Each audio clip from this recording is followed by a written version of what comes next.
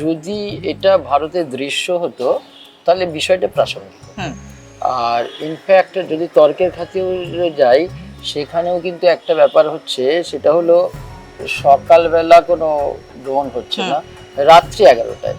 রাত্রি 11টায় আমার ভারতবর্ষে কোথাও সূর্যোদয় হয় না।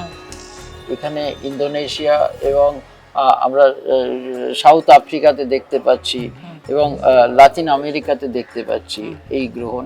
তাহলে সেই সব জায়গায় রাত্রি 11টা, ভারতীয় সময়ের রাত্রি 11টায় সূর্যোদয় হয় এবং ওই সময় থেকে রাত্রি 2:09 অবধি এই সূর্যগ্রহণের ডিউরেশন। তো না তো আমাদের গ্রহণ স্থিতিকালের কোনো সময়ই কিন্তু আমাদের এই গ্রহণ লাগছে না। আর সর্বোপরি ভারতবর্ষে এটা অদৃশ্য, আমাদের ধর্মীয় কৃত্য, অর্থাৎ মহালয়া মানেই আমরা জানি তর্পণ, মহালয়া মানেই আমরা শ্রাদ্ধ এটা জানি, ভোজ্যদান এটা জানি।